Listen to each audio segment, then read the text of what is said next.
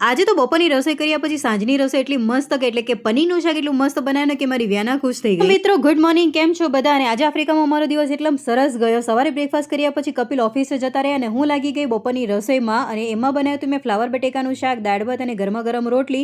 અને મિત્રો આજે આફ્રિકાનું વાતાવરણ પણ ખૂબ સરસ કુલ હતું. રસોઈ બની ગઈ ત્યાં જ કપિલ ફરી પાછા ઓફિસેથી ઘરે આવી ગયા જમવા માટે. એટલે અમે બધા જમવા માટે બેસી ગયા અને જો સરસ મજાની મિક્સ દાળ બનાવી છે, સાથે જ ગરમા ગરમ ભાત બનાવ્યો છે અને સાથે બટેકા અને ફ્લાવર ટમેટાનું શાક જે સરસ મજાનું દેખાઈ રહ્યું છે. અને હા, આનો જ ડેલી વ્લોગ મેં લાંબા વ્લોગમાં અપલોડ કરી દીધો છે, જેમાં સવારથી બપોર અને બપોરથી રાત્રિ સુધીનું આપણે રૂટીન જોવા મળશે, તો જોવાનું ભૂલશો નહીં મિત્રો. બપોર અમે થોડું ફ્રી પડી ગયા એટલે અમે ગાર્ડનમાં બેઠા હતા. ત્યાં જ કપિલે જો ફરી પાછા ઓફિસેથી માર્કેટ નીકળી ગયા હતા, કારણ કે એમને કેન્ટીનનું સામાન લાવવાનું હતું, જ્યાં શાકભાજી લાવવાની હતી. તો ઘરના માટે પણ શાકભાજી લઈ આવ્યા અને મેં બધી શાકભાજીઓને છૂટી પાડી દીધી. અને ડુંગળી, બટેકા, ધાણા, સરગવો, દૂધી, મરચાં બધું જ લઈ આવ્યા હતા, જે આપણે અઠવાડિયું 15 દિવસ તો ચાલી જ રહેવાનું છે.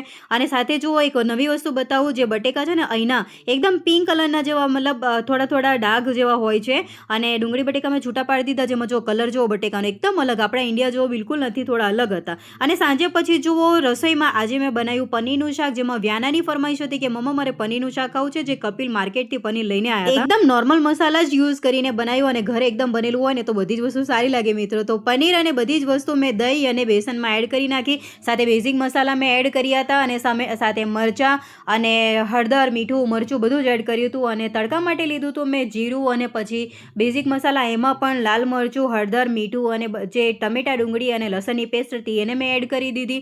થોડી વાર એને સાતળવા દીધી અને પછી સુહાના મસાલો જે હતો એ મેં ઇન્ડિયાથી જ લઈને આવી હતી, એને પણ પલાળી દીધો હતો. અને પછી બધું જે મિક્સચર બનાવીને રાખ્યું હતું પનીરનું, એને એડ કરી દીધા બાદ 1 મિનિટ એને સાતળવા દીધું. એકદમ હળવા હાથેથી બધું મિક્સ કર્યું, કારણ કે પનીર સોફ્ટ હોય છે, તૂટી જાય છે. એટલે પછી એમાં બધા જે મેં મિક્સરણ મિક્સ કરી રાખ્યું હતું સુહાના મિક્સ મસાલાનું, એને પણ એડ કરી દીધું. અને 5-10 મિનિટ મેં એને એકદમ લો ફ્લેમ પર ચડવા દીધું.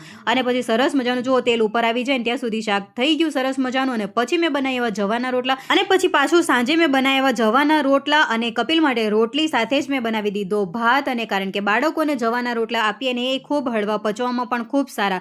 પછી અમે બધા બેસી ગયા જમવા માટે, જેમાં જો પરોસવા માંડી છું હું પનીર અને રોટલી. અને કપિલને થાળી આપી દીધી, વ્યાનાને આપી દીધી અને અમે પણ જમવા બેસી ગયા. અને કપિલને શાક એટલું બધું ભાઈઓને કે શું કહું, એમણે કીધું કે હોટલ જેવું છે, સરસ મજાનું શાક છે નીલું, અને ઘરે બની આવ્યું હોય ને એટલે એકદમ હેલ્ધી જ કહેવાય છે. આજનો અમારો નોર્મલ ડે આફ્રિકામાં આવી રીતે ગયો મિત્રો. તો આજનો બ્લોગ તમને ગમ્યો હોય તો લાઈક કરજો અને ચેનલને સબસ્ક્રાઇબ કરવાનું બિલકુલ ન ભૂલતા. આવજો, આપણે મળીશું આવતીકાલે.